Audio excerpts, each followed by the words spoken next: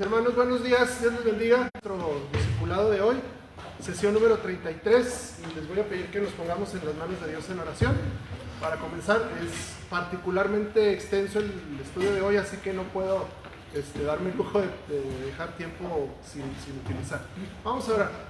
Padre nuestro que moras en el cielo, te doy gracias, la honra y la gloria para ti, mi Dios, por tus bondades, tus misericordias, tus cuidados, por tu presencia en medio de tu pueblo, tal como Apocalipsis nos lo enseña y como toda la Escritura lo revela, Señor. Tú estás en medio de tu pueblo y te gozas en nuestra alabanza cuando es de corazón.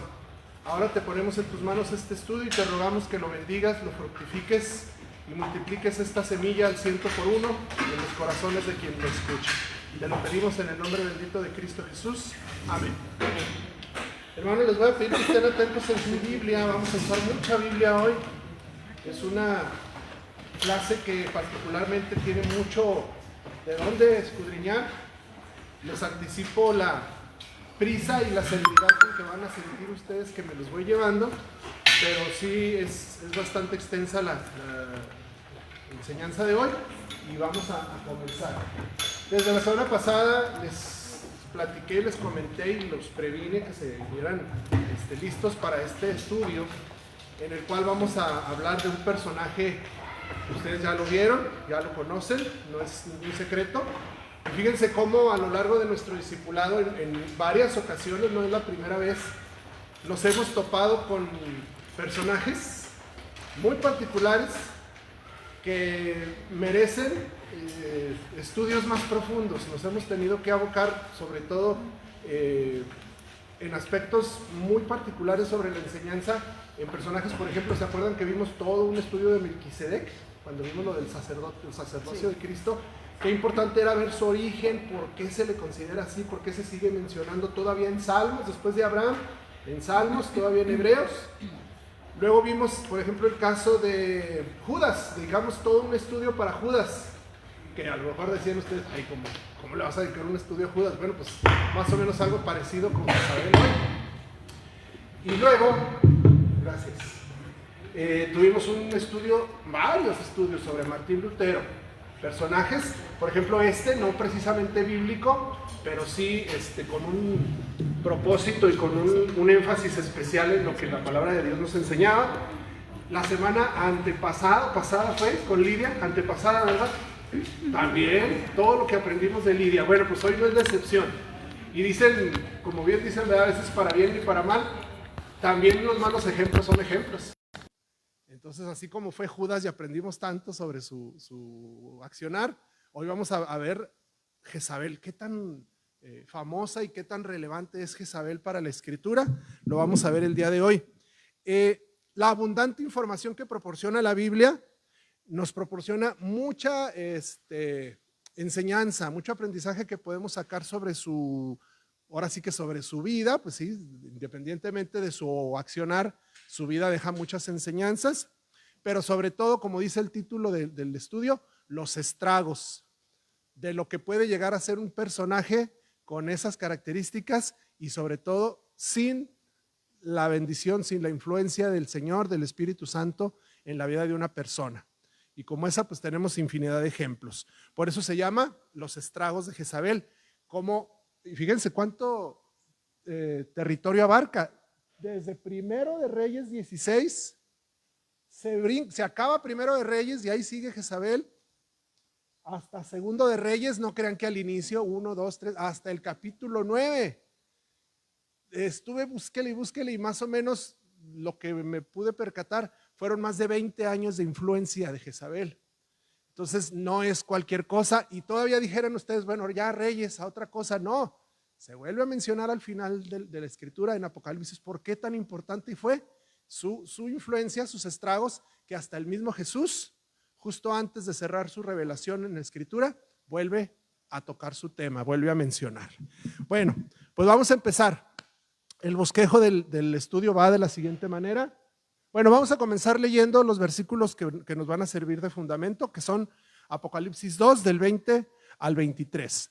Lo tienen en pantalla si gustan acompañarme. Dice así: pero tengo esto contra ti, que toleras a esa mujer Jezabel que se dice ser profetisa, y enseña y seduce a mis siervos a que cometan actos inmorales y coman cosas sacrificadas a los ídolos. Le he dado tiempo para arrepentirse y no quiere arrepentirse de su inmoralidad. Por eso la postraré en cama y a los que cometen adulterio con ella los arrojaré en gran tribulación, si no se arrepienten de las obras de ella. A sus hijos mataré con pestilencia y todas las iglesias sabrán que yo soy el que escudriña las mentes y los corazones y les daré a cada uno según sus obras. Y hasta ahí vamos a dejarle el día de hoy. No vamos a poder abarcar el final, que son los elogios para los poquitos fieles que quedaron en la iglesia de Tiatira y la recompensa al vencedor. Eso lo vamos a dejar para la próxima sesión. Por eso les decía, anticipo disculpas porque ahora va a ser de cuatro clases el estudio. Y vamos a empezar con este bosquejo. Vamos a ver en primer lugar Jezabel, el origen de su influencia. Nos vamos a abocar a primero y segundo de Reyes. Luego vamos a ver la Jezabel de Tiatira, cómo trascendió épocas, trascendió siglos, generaciones. Fíjense, así como hay testimonios y hombres de Dios que trascienden por su ministerio y su fidelidad, también el diablo tiene sus cartas fuertes. También hay personajes que trascienden y que a la fecha siguen haciendo estragos. Nos vamos a ir a la Jezabel de Tiatira para terminar viendo la proclamación de la perdición. Así que sin más preámbulo, vámonos con la Jezabel de Reyes. Váyanse por favor a sus Biblias. No sé cuántos de ustedes conozcan esta historia o la hayan leído alguna vez. Yo espero que sí. Tienen cara de que sí. Una que otra cara de que no, pero vamos a tratar de rescatar lo más que se pueda. Había un rey. Ustedes saben que el reino de Israel se dividió, el pueblo de Dios se dividió, y se hizo el reino del norte, Israel, el reino del sur, Judá. Cada uno de los reinos tuvo su propio gobierno, se asentaron en ciudades diferentes y tenían sus propios reyes. El libro de Primero de Reyes y Segundo de Reyes, así como las crónicas, van alternando el relato de las historias tanto del reino del norte como del reino del sur. En el reino del norte aparece un rey que se llamaba Acab, y nos vamos a ir a Primero de Reyes capítulo 16. Si por algo es recordado Acab, es por dos cosas. Primero, por ser el más malo de la historia de Israel. Fíjense qué fama, qué carta lo antecede, qué presentación. El rey más malo de la historia de Israel. Y la otra cosa por la que es recordado es por su matrimonio precisamente con Jezabel. Muy relacionadas una con la otra. Esas dos factores. Una depende prácticamente de la otra. Vamos a ver un poquito de su historia. Primero de Reyes capítulo 16. Versículo 25 dice así: Omri, que era el papá de Acab, hizo lo malo ante los ojos del Señor y obró más perversamente que todos los que fueron antes que él. ¿Qué pasó, hermano? ¿No dijo usted que Acab era conocido con esa fama? Bueno, estamos en Primero de Reyes 16, 25, espérense tantito. Su papá superó por mucho al papá de él, o sea, al abuelo de Acab, que ya de por sí había sido malo, pecaminoso, perverso. Bueno, Omri lo superó, le dijo, quítate que ahí voy. Y Omri, hasta Primero de Reyes 16, 25, se ganó ese título. Primer lugar, el rey más perverso de todos los que fueron antes que él. Bueno, gran parte de su pésima reputación de Omri, por eso se le catalogaba hasta ese momento como el más malo, fue que fue el primero, no fue el primero, pero sí de los más abiertamente dados a establecer pactos y alianzas con los pueblos paganos. ¿Se acordarán ustedes que cuando el pueblo de Israel entra a la tierra prometida, esa fue una de las órdenes más precisas que les dio el Señor? A todos los pueblos enemigos los destruyes y por nada del mundo se te ocurra establecer alianzas con ellos. No darás a tus hijos y a tus hijas en casamiento con ellos, no practicarás sus costumbres, no adorarás a sus ídolos y todo lo que tiene que ver. Nunca Dios permitió que su pueblo estableciera convenios, pactos, ni alianzas con los pueblos vecinos, ni siquiera por cuestiones de guerra. En todo momento los profetas eran los portavoces del mensaje de Dios: atácalos o no los ataques, pero nunca por sus propios medios establecer alianzas. Mira, Señor, pues es que te quise hacer el favor y hice una alianza con este pueblo para que no nos atacara. Dios nunca estableció ese tipo de compromisos. Bueno, pues esa alianza que Omri estableció en este caso con el rey Etbaal, que era el rey fenicio de la ciudad de Sidón, que más que una ciudad era todo un imperio, pactaron una alianza de paz y para sellarla, era muy utilizado en la cultura de aquella época, casaban a sus hijos, así como, pues probablemente en alguna época también supimos de familias que por llevarse bien o por tener una muy buena relación acordaban que sus hijos se casaran, cosa que pues bueno, a los muchachos no necesariamente les convenía ese tipo de convenios. El chiste es que así lo hicieron. Casaron a la hija, a la princesa, hija de Etbaal, que se llamaba Jezabel, princesa fenicia, con el rey de Omri, que se llamaba Acab. Entonces, desde jóvenes, siendo príncipes, ya estaban casados y los dos reyes, sus papás, establecieron esa alianza de paz entre los dos pueblos. Pues Jezabel, acostumbrada a lujos, a riqueza, sobre todo a poder, viviendo en un palacio y recibiendo lo mejor de todo un imperio en aquel entonces fenicio, pues se acostumbró a eso, ¿verdad? A una vida muy lujosa, a una vida de todos los privilegios que podía ya tener. Por supuesto, le formó un carácter muy dominante.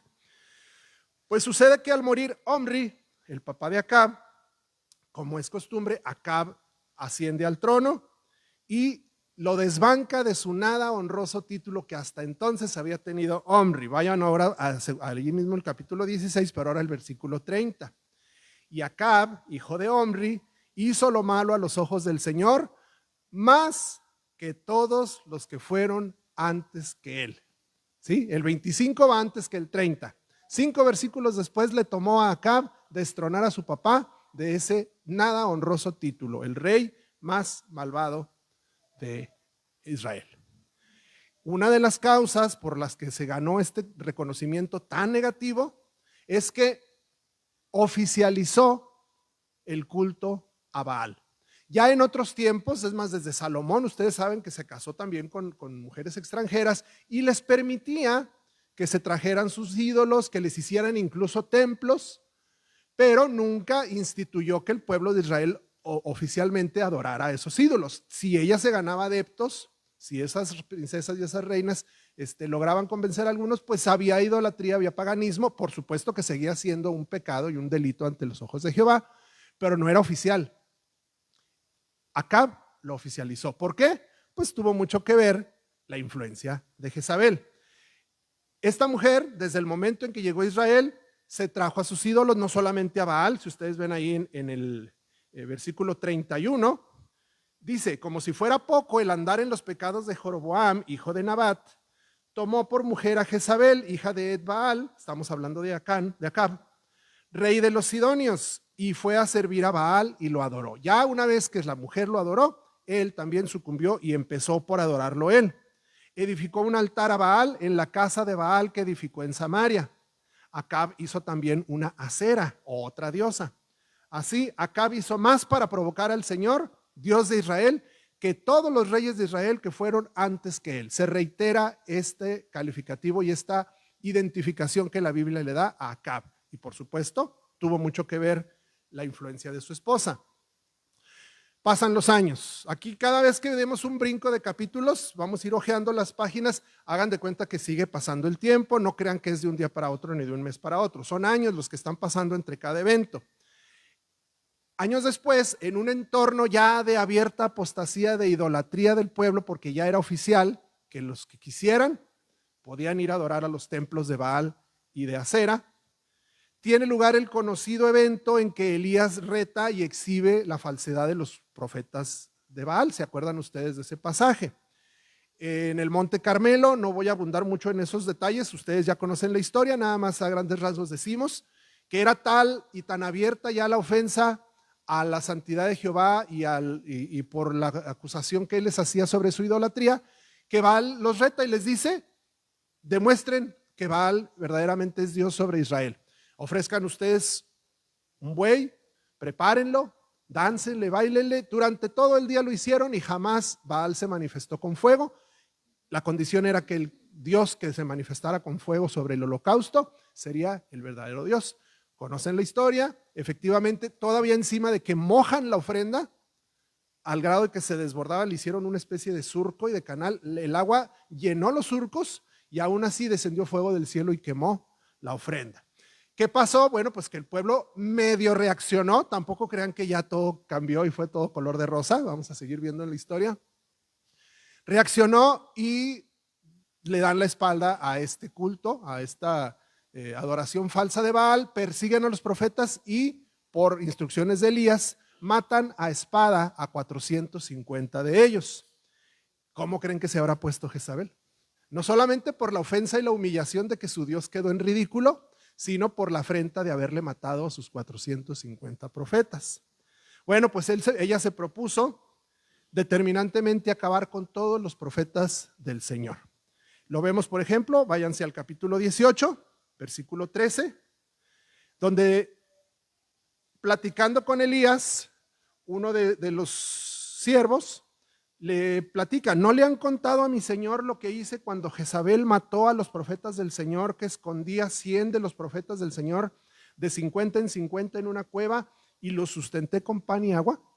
Es decir, hubo una declarada y abierta persecución contra todos los siervos del Señor y sobre todo contra sus profetas. ¿Y quién era el que despuntaba y destacaba? Por supuesto que Elías. Jezabel se propuso y hace un juramento: castíguenme los dioses si yo no corto la cabeza de Elías y no lo veo muerto. Bueno, pues ella solita se echó la soga al cuello, ¿verdad? Porque no dijo específicamente cuáles dioses, y ella misma dictó su sentencia de muerte. Bueno, ustedes, si nos ponemos en el lugar de Elías, ¿cómo hubieran reaccionado? Bueno, después de haber visto una manifestación tan gloriosa del poder de Dios, a lo mejor nosotros decimos: pues, ¿por qué vas a temer, Elías? Pues ya te demostró Dios con quién está. Bueno, para que se den una idea de la gran influencia y el peso de las palabras de Jezabel, Elías tuvo miedo, al grado tal que esa amenaza que dijo Jezabel lo hizo huir. Aún confiando en Dios y aún teniendo al Dios Todopoderoso de su lado, huyó. ¿Qué nos dice eso? Pues que las palabras de Jezabel eran de consideración, eran para tomarse en cuenta, no era cualquier cosa. A todo esto, ¿y Acab? ¿Alguien ha visto a Acab? Él era el rey. ¿Se fijan hasta qué punto era la influencia? Hay capítulos enteros en Primera y Segundo de Reyes donde Acab desaparece. Ya las cansadas vuelve a aparecer. Pero fíjense hasta qué punto ni siquiera la reina, la esposa del rey, resaltaba tanto que se deja de hablar de Acab. Era un cero a la izquierda, estaba como que a la sombra de Jezabel.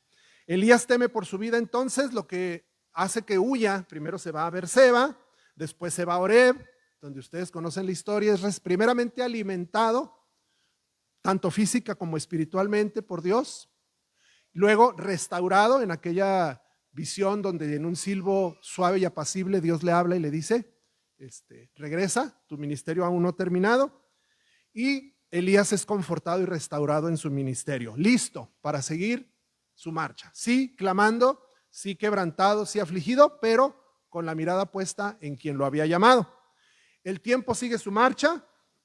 Vámonos ya hasta el capítulo 20.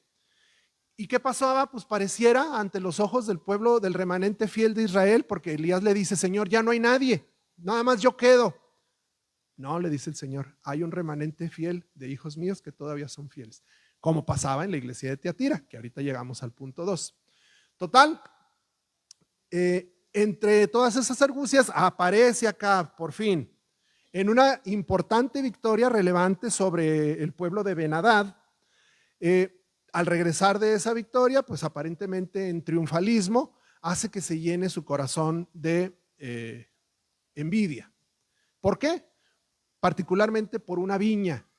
Ustedes saben que es una viña, un terreno donde se siembran uvas, muy preciosa, pero que tenía dueño. Se llamaba Nabot. Este hombre, Nabot, israelita, piadoso, es abordado por Acab, quien le dice, véndeme tu viña, te pagaré lo que quieras por ella, pues siendo el rey, ¿cuál es? El dinero no es problema. El problema era principalmente sus principios, porque pues era una heredad de sus papás que él no quería vender, y el segundo problema era el conflicto legal. Según las leyes judías, no podías vender una viña heredada por tus padres si esta viña proveía fruto, es decir, no era de trigo, de cebada, de cualquier cosa, sino que era, en este caso de la vid, era un alimento básico. Entonces él estaba en todo su derecho de no venderla. Las leyes y aparte su apego que tenía por haber sido heredada, hacen que Nabot le diga al rey no, sabiendo a lo que se enfrentaba. Hasta eso Acab no lo tomó tan de mala manera, no le insistió ni se enojó, se entristeció. Dice la Biblia que se fue a su casa, se deprimió, se acostó y estaba todo demudado, todo agüitado, y llega nuestra amiga Jezabel y le dice, ¿qué pasó? ¿Qué tienes, rey? ¿Por qué? Pues, acabas de ganar, vienes de una victoria, ¿por qué esa cara tan larga? Le platica que pues Nabot no le quiso vender su viña. ¡Ah, que no! Ya sabrán, ¿verdad? Cuando le tocan a su rey.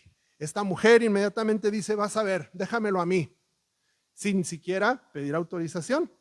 La historia relata, no me estoy centrando en los capítulos, pero ustedes lo pueden ir leyendo, que utilizando las leyes judías, eso es algo muy importante para lo que viene después, Jezabel acusa a Nabot, lo calumnia, levantándole falsos de que blasfemó contra Dios.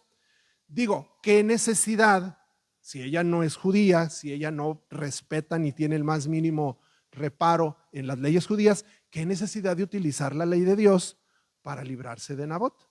Bueno, pues ella contrata a 2 falsos testigos, porque no bastaba con uno para matar a alguien, había que tener 2 testigos para que alguien respaldara el testimonio del primero, y lo acusan de que blasfemó contra Dios, utilizando leyes judías.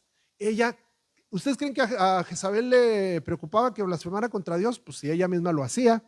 Sin embargo, logró que las mismas leyes judías hicieran que el pueblo sacara a Nabot de la ciudad y lo mataran apedreándolo. Y pues se quitó de encima el problema, va con el rey y le dice, ve y toma posesión de tu viña, el asunto está arreglado. Acá pues ni tardo ni perezoso, va y empieza a hacer las cosas a su manera en esa viña. Elías recibe la encomienda santa de presentarse ante Acab y dictarle su sentencia. Primero de Reyes capítulo 21, versículo 19, le dice el Señor a Elías, así le hablarás. Así dice el Señor, ¿has asesinado y además has tomado posesión de la viña? También le hablarás, así dice el Señor, versículo 23, en el lugar donde los perros lamieron la sangre de Nabot, los perros lamerán tu sangre, tu misma sangre. En el 23 dice, también de Jezabel ha hablado el Señor, los perros comerán a Jezabel en la parcela de Jezreel.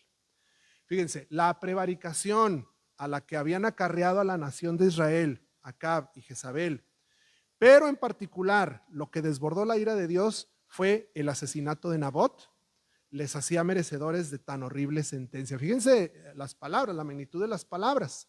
No solamente vas a morir, sino que los perros lamerán tu sangre. Y cosas peores que sucedieron todavía en la muerte de Jezabel, que vamos a ver más adelante. Bueno, Primero de Reyes capítulo 21. Ahí estamos. Fíjense bien cómo el escritor hace un breve paréntesis en el versículo 25 y deja de hablar en un tono histórico, deja de narrar cosas. El versículo 25, si ustedes lo leen con atención, es como un paréntesis o como un breviario cultural en el cual hace un breve resumen de lo que en realidad pasaba. Él como que se toma distancia de la historia y dice, pensándolo bien, fíjense cómo pasaron estas cosas. O sea, deja de platicarlo en tiempo real y hace una especie de recapitulación. Dice el versículo 25 de Primero de Reyes 21. Ciertamente no hubo nadie como Acab que se vendiera para hacer lo malo ante los ojos del Señor. Ojo, porque Jezabel, su mujer, lo había convencido. El escritor, ¿quién fue el escritor de Reyes? Samuel, ¿verdad? Samuel hace una reflexión que, por supuesto, movido por el Espíritu Santo, va a trascender. Yo creo que aquí el Espíritu Santo le dijo, tienes que escribir esto porque esta misma mujer Jezabel me va a ser de utilidad. Tú no sabes cuándo, dentro de muchos años, porque efectivamente la influencia de Jezabel trascendió no solo su país, no solo su nación, sino a la nación de Israel, influyó sobre su esposo, influyó sobre toda la nación, influyó sobre sus hijos, ahorita vamos a ver, y sigue influyendo sobre la iglesia actualmente. ¿Exagero? Espérenme tantito. Su conducta, versículo 26, fue muy abominable, pues fue tras los ídolos conforme a todo lo que habían hecho los amorreos, a los que el Señor había echado de delante de los israelitas. Este resumen que hace Samuel describe muy abarcativamente esta relación que ahora sí que fue la primera relación tóxica de la historia. Porque está muy de moda eso, que las mujeres tóxicas y que las parejas tóxicas. Esto sí era toxicidad. No solamente contaminó a su esposo, contaminó a su familia, contaminó a su país, contaminó a otra nación, sigue contaminando su conducta porque se repite. Tal vez la Jezabel original ya se murió, pero su legado permanece. Se oye hasta contradictorio decirlo. Su ejemplo prevalece. Mal ejemplo, por eso les decía al principio, también los que somos malos ejemplos somos ejemplos, no necesariamente los buenos, ¿verdad? Fíjense cómo la Escritura se preocupó por rescatar este aspecto de tan mala influencia que ningún otro personaje de la Biblia vemos que haya sido tan influenciado como por su esposa como lo fue Acab, ni siquiera Salomón, porque ni siquiera conocíamos los nombres de las princesas salvo una, ¿verdad? Jezabel se había convertido ya desde Primero de Reyes capítulo 21 en el símbolo bíblico de la mala influencia, de la seducción, de una esposa que no es de bendición, como luego en Proverbios se vuelve a hablar de mucho, de la mujer insensata, de la mujer fatua, de la corrupción de la ley de Dios, cómo la torció, ¿por qué? ¿Qué necesidad de agarrar la ley de Dios? Ella pudo haber utilizado sus propias leyes, simplemente era la reina. Le hubiera dicho a cualquier súbdito, ve y mátame a aquel, no hubiera tenido que hacerlo. ¿Por qué esa osadía y ese desafío abierto a la voluntad de Dios de que con su propia ley matara a un inocente? ¿Sí? Ese es el sinónimo y ese es el significado que ya está adquiriendo Jezabel, el falso uso de la religión y por supuesto la profanación espiritual del pueblo de Dios. Llegamos al capítulo 22, Primero de Reyes. Pasan los años. En otro combate se narra la muerte de Acab. Finalmente, así como se lo había pronosticado por órdenes de Dios Elías, efectivamente en combate, a pesar de que él sabiendo esa sentencia se quiso disfrazar, dijo, que van a matar al rey, me voy a disfrazar de un soldado cualquiera, y tú, le dijo a otro, disfrázate como si fueras el rey. Pues no cayeron en el engaño, los enemigos vieron, no, este no es el rey, síganlo buscando, a él lo dejaron vivir, y unos 50 ni siquiera tiró su flecha al azar, que por supuesto sabemos que la voluntad de Dios no admite azares. Esa flecha fue directito, él iba bien armado, cubierto de pies a cabeza, pero ¿saben qué? Aquí había un huequito entre el hombro y el pecho, las armaduras tenían un huequito, pues ahí fue y cayó la flecha. Fíjense nada más, exactamente ahí, y le perforó el corazón. Todavía sobrevivió un poquito, les dijo, llévenme, sáquenme de aquí, y ahí tirado en su carro, expiró. Su sangre se derramó, ¿y quién creen que lamió la sangre? Los perros, tal como estaba profetizado. Está del versículo 34 al 38, no lo vamos a leer. Bueno, después de morir en combate, Acab es sucedido en el trono por su hijo Ocosías, quien reina solamente 2 años. Ustedes lo pueden ver en Segundo de Reyes. Ya vamos al Segundo de Reyes, porque no acude a Dios para su sanidad. Se enfermó y en lugar de consultar a Dios, a los profetas del Señor, va y consulta a profetas paganos. Recibe también del Señor una sentencia de muerte por haber consultado a dioses paganos. Morirás. Nada más 2 años duró. ¿Quién creen que gobernaba? Si Acab, que era el esposo, Jezabel lo absorbió, pues al hijo. Pues esos 2 años siguió gobernando Jezabel. ¿Qué pasa cuando se muere su hijo Ocosías? Como no tuvo familia, no tuvo hijos, lo sucede en el trono su hermano se llamaba Joram. Segundo de Reyes 1, del 1 al 4, bueno, ese es donde les digo que consulta a dioses extranjeros. Ocosías muere por enfermedad al despreciar el consejo de Dios y al no tener hijos, fue sucedido por su hermano Joram, prolongando todavía más la hegemonía de Jezabel sobre el reinado de Israel. Fíjense todas las consecuencias que ha acarreado. Siguen pasando los años, no es canción, así se los estoy platicando. El profeta Elías ya es recogido al cielo, sin haber visto cumplida la sentencia de Dios. ¿Ustedes creen que Elías no tenía ganas? Señor, déjame ver a Jezabel caer. Después de todo el daño y toda la persecución que le hizo, pues Dios no se lo concedió. Elías es recogido, él no muere. La Biblia dice que es recogido en un carro de fuego al cielo en presencia de Eliseo, quien recibe su manto y por supuesto el ministerio que debe continuar al frente del pueblo. ¿Qué haber pensado Elías? Pues ¿cuál justicia? ¿Dónde quedan la justicia y la venganza? ¿Verdad? Como dice Marcos Vidal. El pueblo, porque Elías sin conocerlo sabía que había un remanente fiel a Dios. Pasan los años y Jezabel ahí sigue. Como muchas de las veces nosotros creemos, Señor, no hay justicia. Mira, no solamente no mejora, sino que empeoran las cosas. ¿Qué pasa? ¿El Señor se ha olvidado? Por supuesto que no. Él tiene el control y Él sabe en qué momento va a dictar esta sentencia y va a ejecutarla. Bueno, de los capítulos 2 al 8 de Segunda de Reyes, se narra toda la fructífera labor y el ministerio abundante en milagros, en señales de Eliseo. Acuérdense que Eliseo pidió una doble ración del espíritu de Elías. No sabemos si en realidad tal cual se la dio, pero lo que sí sabemos es que los milagros de Eliseo son mucho más abundantes y vistosos que los de Elías. Son de Dios, por supuesto, operados a través de Eliseo. No los vamos a narrar uno por uno, así que me estoy yendo lo más rápido que puedo. No me traje mi reloj, ¿qué horas son, por favor? 11:02. Dios mío. Bueno. Jehú es el siguiente rey, ungido no por Eliseo, sino por uno de sus siervos. Segunda de Reyes, capítulo 9. Y él, Jehú, recibe la consigna de ejecutar por fin la sentencia que Dios ya había dictado. Ya la había cumplido sobre Acab, faltaba cumplirla sobre Jezabel. Y en Segundo de Reyes 9, 6 y 7 dice, así dice el Señor Dios de Israel, yo te he ungido rey sobre el pueblo del Señor, sobre Israel. Tú herirás la casa de Acab, tu señor, para que yo cobre venganza por la sangre de mis siervos, los profetas, y la sangre de todos los siervos del Señor, derramada por mano de Jezabel. Acab ya no está en el escenario, ahora es Jezabel el objetivo. Aunque a veces el juicio de Dios parece demorarse, hermanos, haciendo creer a los fieles que Dios se ha olvidado de su situación, pues nada puede detenerlo. Como queda claro en los siguientes capítulos que vamos a ver, su amor es inagotable, ¿sí? Su paciencia es abundante, pero sus juicios son inevitables.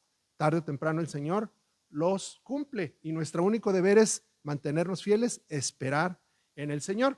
Acuérdense, Romanos 12 dice, no tomen venganza, sino mía es la venganza, yo pagaré, dice el Señor. Así que tranquilos, mis hermanos, no, nada está fuera del control de Dios.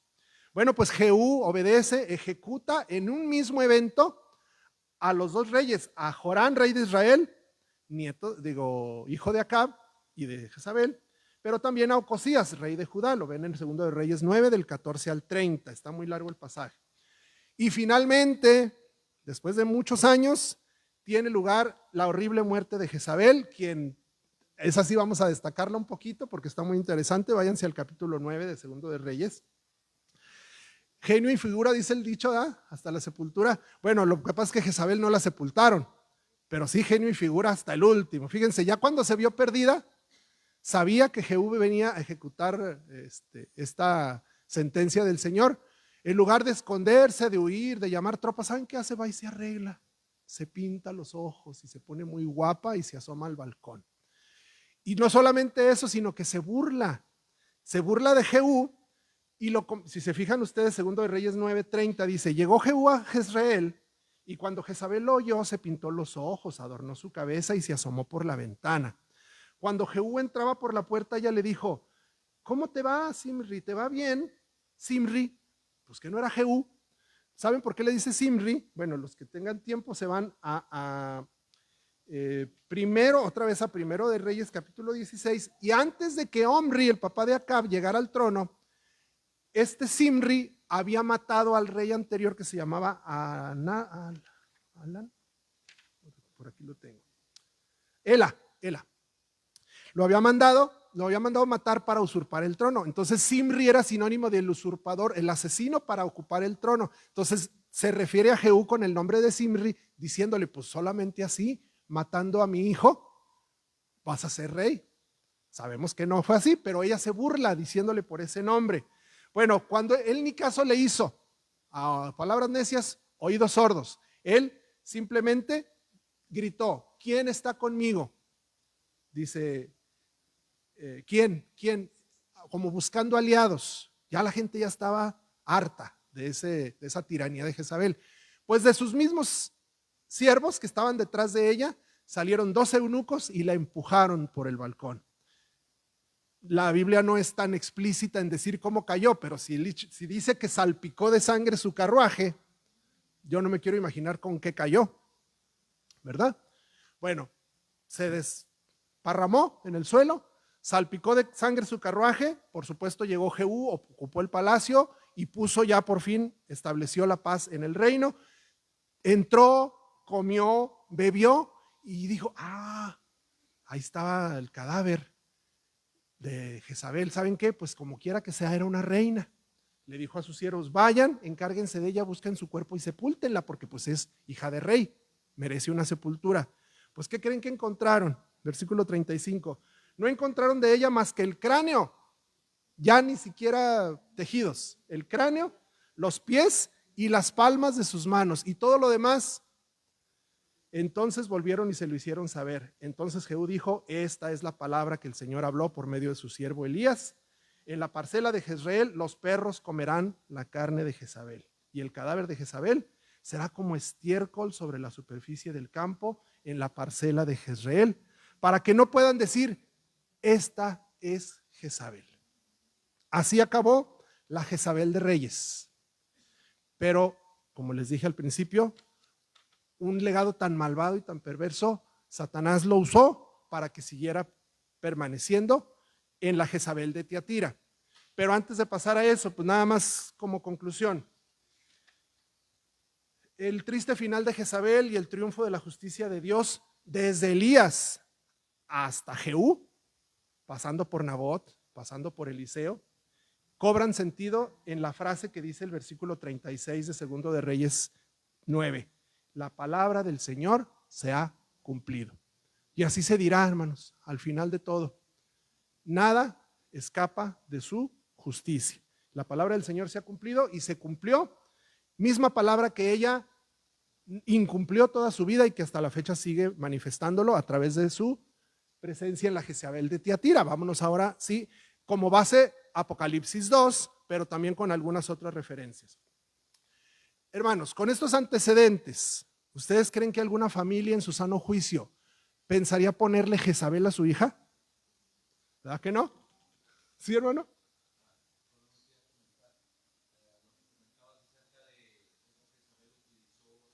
La ley de Dios.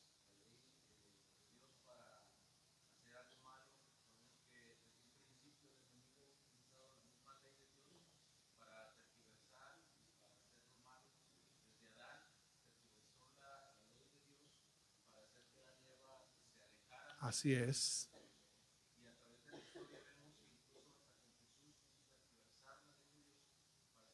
En su tentación. Es una de las favoritas estrategias de Satanás.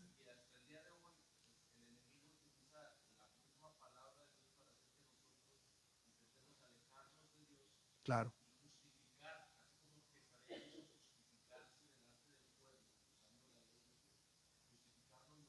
Nuestras iniquidades. Por eso les hacía tanta énfasis en que no pasaran por alto ese detalle, porque es lo que vamos a ver a continuación.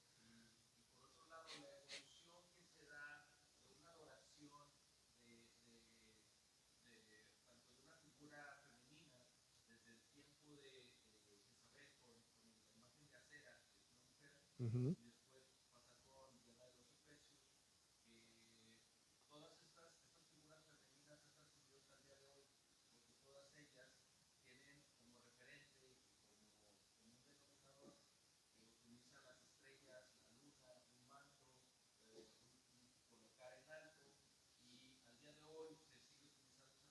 en la Virgen. Así es.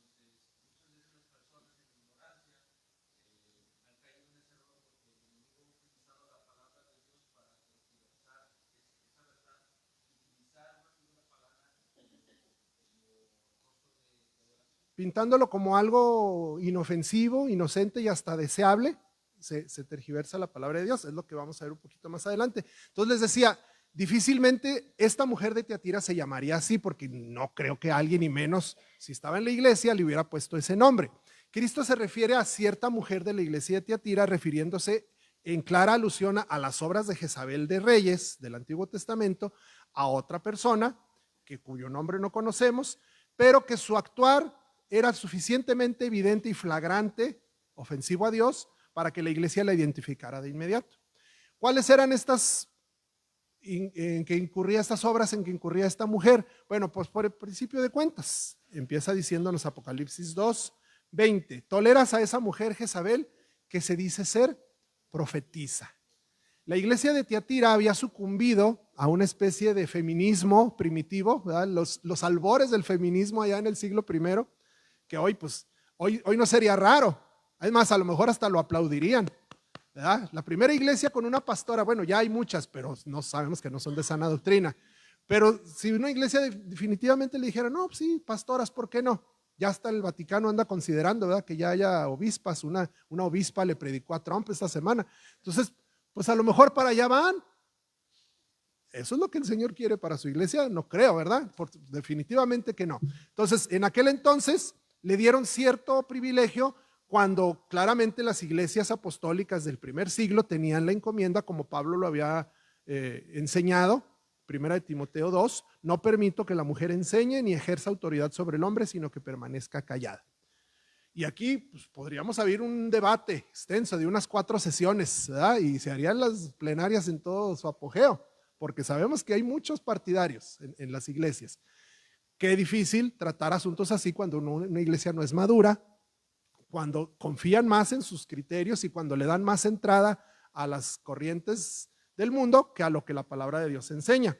Bueno, para evitarnos el debate, vamos a continuar. En el caso de la iglesia en Tiatira, el hecho de haber concedido a esta mujer cierto nivel, por supuesto que se interpreta que fue mucha la autoridad que le confirieron de influencia al frente de la iglesia, pues ya por eso comienzan sus primeros cargos de herejía y de blasfemia sobre la iglesia. Ella, por su parte, al autoproclamarse profetiza, y ellos al permitirle enseñar. Como vamos a recurrir mucho a los refranes y ahorita van a ver por qué. Tanto peca el que mata a la vaca como el que le agarra la pata. Ambas partes tuvieron su parte de participación y su grado de culpabilidad. El Señor es tajante, y más adelante cuando veamos la sentencia, a todos los que le siguieron les va a emitir su castigo. Su influencia fue tan notoria que en el versículo 20 afirma que había llegado a seducir, dice, y seduce a mis siervos a que cometan actos inmorales y coman cosas sacrificadas a los ídolos. Así como la Jezabel original utilizó la ley de Dios para matar a Nabot, pudiendo haber utilizado infinidad de recursos, sin embargo quiso premeditadamente profanar la ley de Jehová en busca de sus fines perversos. Y eso es justo lo que muchas de las sectas y congregaciones que no tienen una sana doctrina hacen actualmente, al decirse cristianas, pero al permitir que falsos maestros, falsas enseñanzas vuelvan a arrastrar a personas que aparentemente ya eran salvos de la esclavitud del pecado, vuelven a caer a esa esclavitud, a esas cadenas. ¿Sí? ¿Y cuál es la sentencia del Señor de la Escritura para todas esas personas? Bueno, desde Jesús lo dijo en Mateo 18, versículo 6. Al que haga pecar a uno de estos pequeñitos que creen en mí, mejor le sería que le colgaran al cuello una piedra de molino de las que mueve un asno y que se ahogara en lo profundo del mar. Ay del mundo por sus piedras de tropiezo, porque es inevitable que vengan piedras de tropiezo, pero ay de aquel hombre por quien viene el tropiezo. La sentencia sobre Jezabel era inevitable. Aunque ya en este punto, como ya nos ejemplificó en muchos aspectos nuestro hermano Pablo y los que nos están viniendo a la mente, ya casi todos tenemos muy en claro cuáles son esos señalamientos que ya el Señor está haciendo a nuestras vidas, permítanos profundizar muy brevemente en un par de corrientes muy de moda que están posicionándose en las iglesias, en la mentalidad de los cristianos de este siglo, y que a la luz de este pasaje saltan a la luz. Uno de ellos es el gnosticismo. Gnosticismo viene del griego gnosis, que significa conocimiento. La iglesia primitiva tuvo una dura lucha, ustedes saben, de la gran influencia que tuvo desde siglos antes de Cristo hasta siglos después de Cristo la cultura griega. ¿Por qué es famoso el conocimiento griego? Pues por su pensamiento, por su filosofía. ¿Cuántos personajes no sabemos? Sócrates, Platón y Homero y todos los poetas, escritores y filósofos que sí efectivamente legaron mucho conocimiento al mundo, pero que en muchas de las ocasiones eran de piedra de tropiezo para la iglesia del Señor. Ese abundante conocimiento se malinterpretaba como un intelectualismo. Y ya cuando el hombre empieza a confiar más en lo que cree y en lo que él piensa que en lo que Dios le dice, empezamos con problemas, ¿sí? Por ejemplo, Pablo en varias ocasiones recurrió a la sabiduría griega para enseñar y para persuadir a las personas. Por ejemplo, en Hechos 17:28, él les dice, acuérdense que él anda en Atenas, y les dice, miren todos estos templos y que al Dios no conocido es al que yo les predico. Él alude a dos refranes, eran tan conocidos y tan famosos como todos los que hemos estado diciendo hoy, que acabo de decir de la vaca. Bueno, yo también soy muy dicharachero, siempre me gusta echar refranes en las pláticas. Pues Pablo lo utilizaba. Ahí en Hechos 17:28 les dice, porque en él vivimos, nos movemos y existimos, así como algunos de los poetas de ustedes han dicho. Esa frase es de Epiménides, un filósofo del siglo VI antes de Cristo. Y luego termina diciendo Pablo, porque también nosotros somos linaje suyo. Esa se le atribuye, por supuesto que está parafraseada a otro poeta que se llamaba Arato, en una misma frase, pero acuérdense a quién se está dirigiendo, a los atenienses. O sea, utiliza su misma sabiduría para hacerles ver, encaminarlo a que hay algo mucho más importante y superior por encima del pensamiento humano. En 1 Corintios 15:33, cuando dice, no se dejen engañar, las malas compañías corrompen las buenas costumbres, hasta para nosotros es un dicho, ¿verdad que sí lo han oído? El que con lobos anda, a aullar se enseña. Bueno, ese también era un refrán popular que la gente conocía de sobra, pero que se le atribuye al poeta Menandro. Y finalmente en Tito, versículos 12 y 13, Pablo le dice, uno de ellos, su propio profeta, dijo, hablando de los griegos, los cretenses son siempre mentirosos, malas bestias, glotones, ociosos. Este testimonio es verdadero, por eso repréndelo severamente. O sea, hasta cierto punto le adjudica credibilidad a un dicho popular, pero por supuesto poniéndolo a la luz del evangelio. Siempre fue la importancia que Pablo le dio. Nunca por encima del evangelio poner la sabiduría humana, ¿sí? Esto, hermanos, dio como resultado que la iglesia luchara tanto contra las ideologías humanas como lo sigue haciendo actualmente, y más ahora que están tan desatadas y las redes sociales le han dado un auge y un desarrollo tremendo. Por eso, hermanos, es de especial cuidado que la iglesia vele por la santidad, por la pureza de la palabra de Dios en sus enseñanzas, en sus predicaciones. Ustedes no saben la cantidad de iglesias que están predicando una y mil cosas, menos sobre la santidad, menos sobre la importancia de la pureza, del pecado.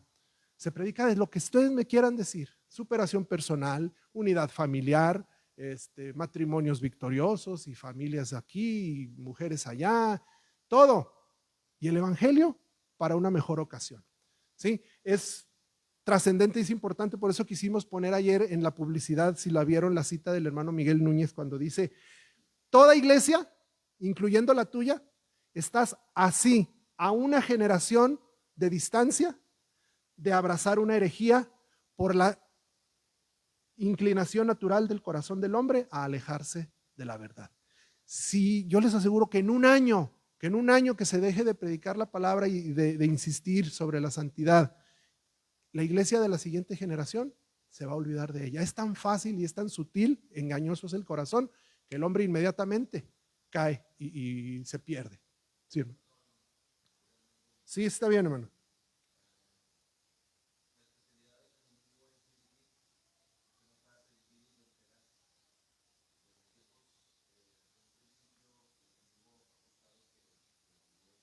se divide.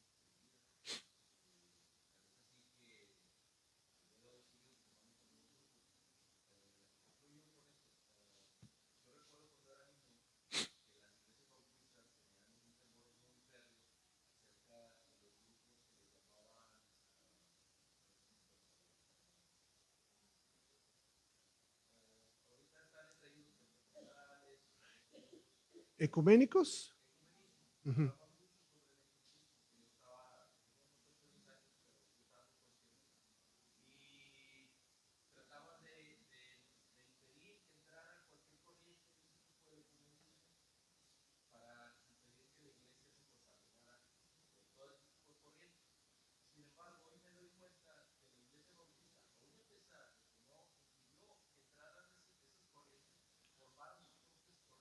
Uh-huh.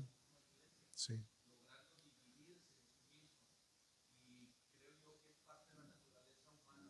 Por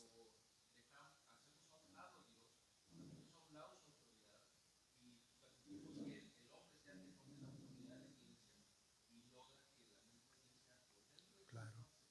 Así es. Gracias, hermano. Muy buen aporte. Entonces, hermanos, es importante que la iglesia no cese en su labor, en su misión de predicar el evangelio, tal como lo hizo Juan el Bautista, tal como lo hacía Jesús. Ellos no eran de que vengan, hombre, al cabo como quiera le hacemos. Se marcaba claramente el pecado y eso apartaba a muchos. Y al grado de que Jesús les dijo, si ustedes también quieren, ahí está la puerta abierta, nomás le cierran porque hace frío. ¿Sí? No, nada hay que impida que la iglesia establezca la santidad y la disciplina como su norma de existencia. El mismo Jesús lo dijo, Mateo 7, no todo el que me dice Señor, Señor entrará en el reino de los cielos, sino ¿quién? El que hace la voluntad de mi Padre. ¿Sí? Y eso es el problema de que las iglesias han abierto las puertas de par en par y siguen engañando a la gente creyendo que porque pasaron al frente, que porque levantaron la mano, porque hicieron una oración mágica, ya con eso ellos ya se sienten salvos y no han procurado una vida de santidad. El Señor no ha comenzado la obra en ellos porque ellos creen que ya con lo que hicieron es suficiente. Eso, hermanos, no es bíblico. Y la otra corriente, ya rápidamente antes de terminar, el antinomianismo, que tiene que ver algo con lo mismo. Antinomio significa antiley, es todo aquello que se opone a la ley. Y hay corrientes, falsas enseñanzas, herejías, que enseñan que el cristiano ya no está sujeto a la ley, que por lo tanto no importa que la quebrante. Ellos dicen que el perdón divino fue tan completo que cubrió todos los pecados cometidos y por cometer en el futuro de las personas, de manera que no le dan importancia al estilo de vida que el creyente, entre comillas, decida llevar, siempre y cuando no se traten de conductas abiertamente inmorales o criminales. Nomás no adulteres y que no se note, o sea, si vas a adulterar, pues hazlo en privado, que no se note. No mates, no trafiques, no hagas cosas tan así, pues tú puedes, pecaditos inofensivos como el orgullo, la codicia, la deshonestidad, la mentira, eso no se notan, hombre, pues esos quien no los comete. No los procures, no te preocupes, la gracia del Señor lo cubre. Tergiversan aspectos y versículos muy particulares, aislándolos de todo su contexto. Y por ejemplo, Gálatas 5:18, donde dice, pero si son guiados por el Espíritu, no están bajo la ley. Romanos 5:17 al 20, si por la transgresión de un hombre, por este reinó la muerte, mucho más reinarán en vida por medio de un hombre, Jesucristo. Los que reciben la abundancia de la gracia y del don de la justicia. Aparentemente está diciendo, pues ya Jesucristo pagó, tú no tienes nada que preocuparte. Así pues, tal como por una transgresión resultó la condenación de todos los hombres, también por un acto de justicia resultó la justificación de vida para todos los hombres. Es cierto, nadie está diciendo que no lo sea. Lo que pasa es que tergiversan y diciendo que Jesús con lo que pagó ya es suficiente para que tú no te preocupes por tu santificación, están engañando a la gente. Porque así como por la desobediencia de un hombre los muchos fueron constituidos pecadores, así también por la obediencia de uno, los muchos serán constituidos justos. ¿Verdad que viéndolo de un enfoque dice, pues oye, pues que a todo dar, yo sí voy a esa iglesia, no me piden cuentas, no me dicen que haga nada, yo puedo vivir mi vida de lunes a sábado como yo quiera y nomás yendo el domingo y escuchar un ratito, ya con eso la hago. Hermanos, nada más alejado de la realidad, de lo que la Biblia enseña. ¿Qué le dijo Jesús a la mujer adúltera en Juan 8? Mujer, ¿dónde están los que te acusaban? No hay ninguno. Pues yo tampoco te condeno, pero vete y no peques más. Jesús te perdonó, por supuesto que sí, tus pecados y también los futuros, Él ya pagó, pero no peques más. Procura una vida de santidad, procura agradar a Dios con tu vida. La santificación es un propósito en la vida de un cristiano. Mismo Pablo, después de Romanos 5:17, que acabamos de ver que es un argumento a favor de estas falsas enseñanzas de la gracia, en el capítulo 6, comenzando, luego da la respuesta. Lo que pasa es que ellos no lo quieren ver, lo aíslan. Romanos 6:1 y 2 dice, ¿qué entonces diremos? ¿Continuaremos en pecado para que la gracia abunde? De ninguna manera. Nosotros que hemos muerto al pecado, ¿cómo viviremos aún en él? ¿O no saben ustedes que todos los que hemos sido bautizados en Cristo Jesús hemos sido bautizados en su muerte? Sí, hermano, adelante.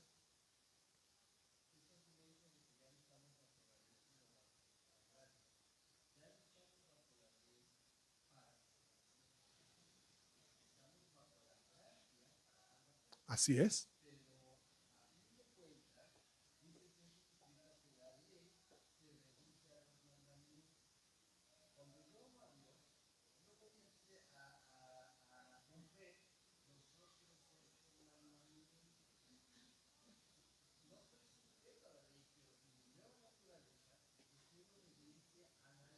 Así es. La ley de Dios sigue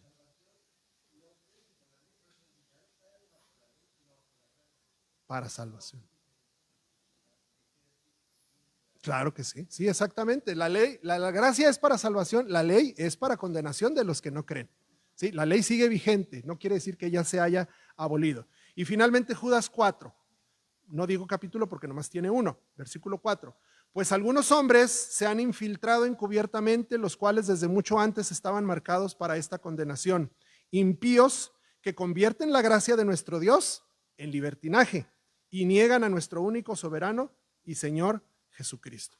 Tal vez no encontremos así una iglesia que diga iglesia antinomiana de la gracia. No vamos a encontrar en la marquesina la palabra antinomiano, pero sí en sus prácticas, sí en sus creencias y en sus enseñanzas, sobre todo, principalmente. Esto, hermanos, hace que miles sucumban al infierno porque no se les enseñó, porque siguen confiando en una y mil cosas, menos en lo que verdaderamente representa la salvación del Señor. Hay que ver la Escritura en todo su contexto.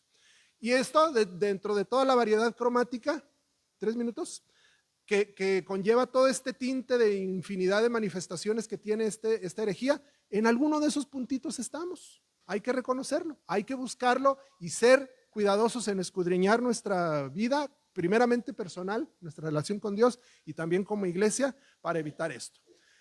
La perdición, último punto, en 2 minutos lo termino.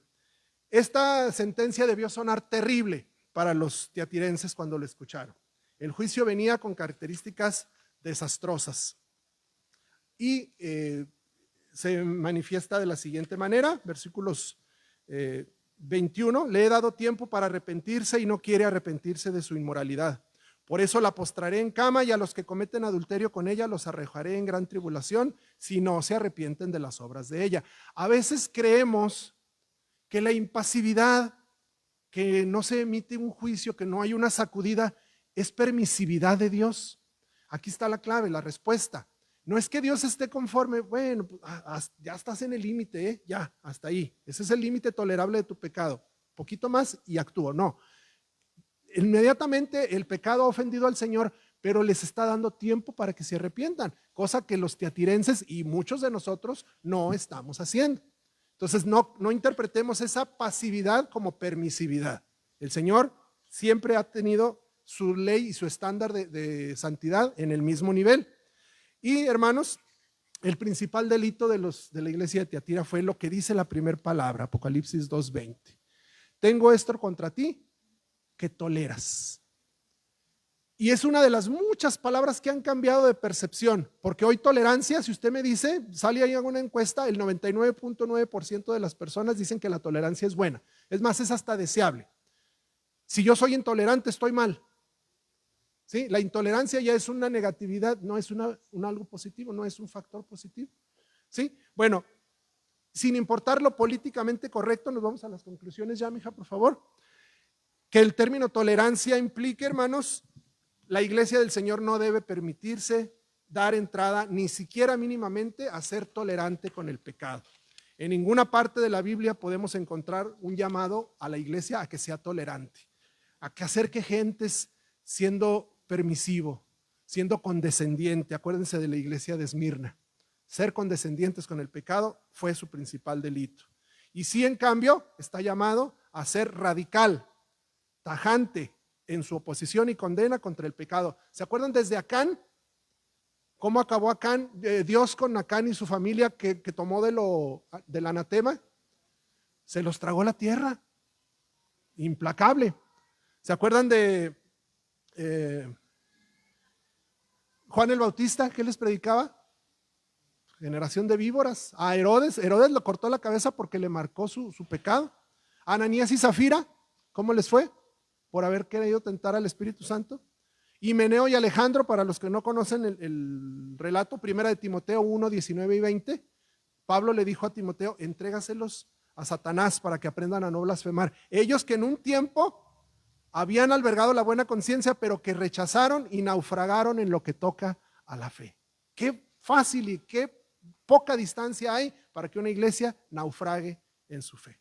Segunda conclusión, no podemos ni debemos permitirnos asumir que hay una cierta cantidad aceptable de pecado en nuestras vidas o en la vida de la iglesia. Así como el Señor no tolera a ninguno, tampoco nosotros debemos tolerarlo, ni acogerlo, ni hacer como que no pasa nada, como una estrategia evangelística. Pecador, ven a Cristo Jesús. Sí, ven, Cristo ama al pecador arrepentido, pero desecha al pecador persistente, que no se quiere arrepentir. Y por último, finalmente, ver cómo en medio de una iglesia con las características de Tiatira, en medio de una cloaca moral hedionda de tanta corrupción, Dios observó y vio a ese mínimo número de creyentes fieles que se mantenían adorando y amando a Dios. Es motivo de consuelo y estímulo. Hasta ahorita vimos puras cosas negativas. Toda esta clase fue los estragos de Jezabel, que sigue causando en la iglesia. La próxima semana los invito a que veamos juntos el lado opuesto de la moneda, el lado positivo y las promesas, la esperanza y el gozo que trae el Señor a su iglesia que permanece fiel a pesar de vivir en medio de la corrupción. Nuestra próxima sesión se va a llamar Consuelo para los incorruptos. Hermanos, la invitación está abierta. Pongámonos a cuentas, dice Isaías. Venid ahora y estemos a cuentas. Si sus pecados fueren rojos como la grana, vendrán a ser como blanca nieve. O a lo mejor, nomás a mí me pasa, hermanos, tal vez nomás yo soy el que estoy en esa situación. Yo creo que no, ¿verdad? Todos los días hay motivos de sobra, no suficientes, de sobra, para doblar nuestra rodilla y ponernos en verdadera contrición y arrepentimiento ante el Señor. El mismo David decía, incluso de aquellos pecados que me son ocultos, líbrame, Señor, porque David sabía que había cosas que ni siquiera él se daba cuenta. Pídele al Señor, si de veras no te descubres ninguno, díselo así: Señor, yo no me veo ningún pecado, pero tú sí me los estás viendo. Revélamelos, perdónamelos y ayúdame a salir de ellos. Dios les bendiga y nos vemos la próxima semana. Aquí les espero a las 10:30.